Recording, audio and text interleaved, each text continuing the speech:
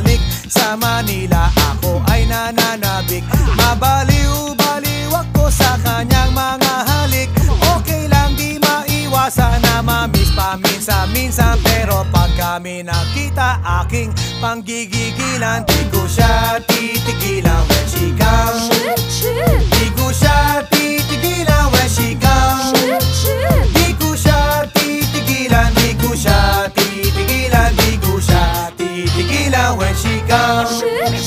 Kay ganda ng aming samahan at walang nanlalamig, mas pa sa mag-asawa ang aming